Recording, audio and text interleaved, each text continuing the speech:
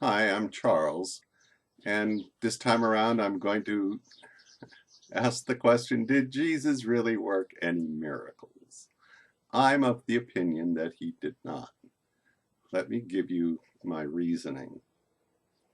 To begin with, nobody that supposedly knew Jesus, not Paul, not Peter, not Jude, not anybody, not James, nobody mentions Jesus as a miracle worker. You would think if he did miracle after miracle, so many that all the books of the earth couldn't record them all. If he really did any of that, they would know about it. They would mention it. It would be important. It would play into their argument. But it does not. It does not exist in the writings of the people who knew Jesus. The four Gospels were not written by people who knew Jesus. They were written after all those people were pretty much dead. So, where did the miracles come from? Well, first off, let's look at a few of these miracles, specifically healing. Uh, they probably thought they were pretty safe when they said Jesus healed people, because that's a miracle. If it happened 60 years ago, how would you know? You can't prove it. So it's a pretty good miracle to ascribe to Jesus.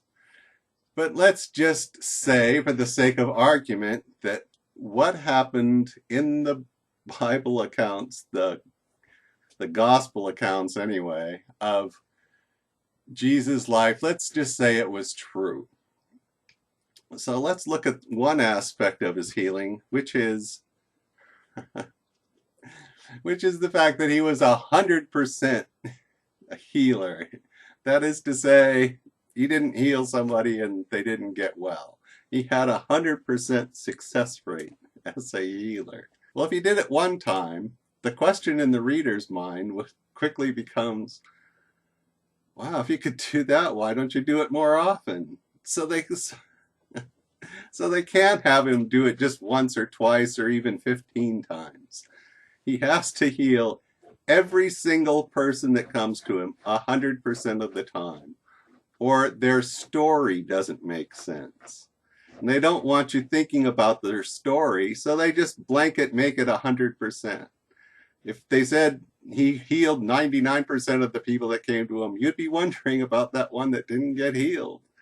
I used to cry when I read about the woman with the flow of blood that had gone on for years that touched Jesus' garment. Jesus has his back turned to her, and she's just much too humble and modest to ask for a healing. So she just sneaks up on him and clutches his coat. I'm not even bothering to look this stuff up because the evidence is so flimsy. Okay, but the point of the story is, if you think about it, there's a lot going on in that story. Skip the woman. But it's that idea that you could touch the garment of a holy man and be cured. Contained in that little splash of scripture is the whole idea of medieval relics and how they kissed the toes off of statues. It's the same thing. It traces all the way back right to that scripture, because that scripture is saying that there are holy men that God is with. And these men are so holy that sometimes, maybe not 100% cure rate, but sometimes you can just touch their garment and you will be cured, or you will get whatever it is you need. So that beautiful, monstrous little scripture is, if you think all that relic stuff and the bits of the true cross and people running around venerating that stuff, if you think all that is not particularly spiritually healthy, it could all be traced back to this ridiculous story of the woman being cleaned, being healed by touching a garment. Another story about healing is where Jesus cures the 10 blind men. He sends them off to do whatever they do, but only one comes back and thanks him.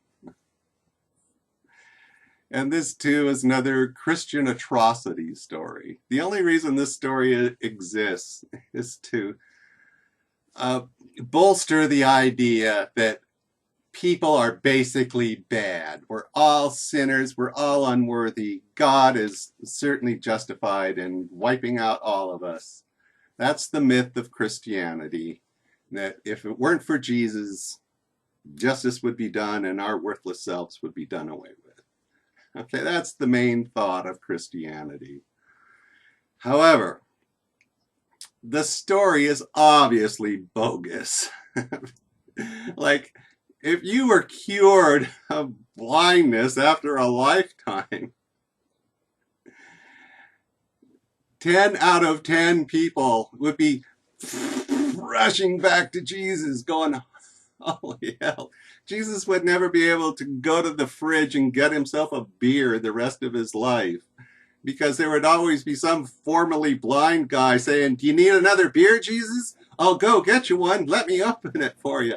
And another blind guy would bring in another rack of beer for the fridge. Jesus couldn't lift a finger if he was curing blind people, much less that 9 out of 10 wouldn't even be grateful. Of course they would all be grateful. They would go nuts with gratitude. In fact, all the so-called thousands of people that he cured would also be going nuts with gratitude. You know what medicine was like in the first century? Holy hell.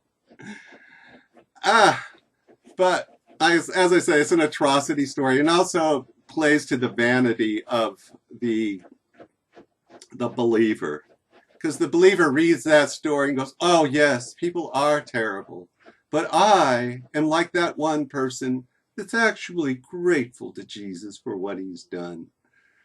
But it's a bogus story. They're just suckering you in. Let me get to the business about the Pharisees. These are old Jewish men in the first century. And do you think they're going to make a fuss about a guy carrying a cot?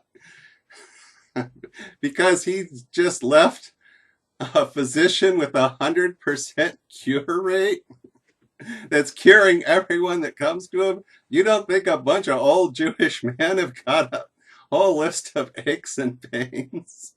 Not only would they not make a fuss about somebody carrying a cot on the Sabbath, they'd be like, which way did he go?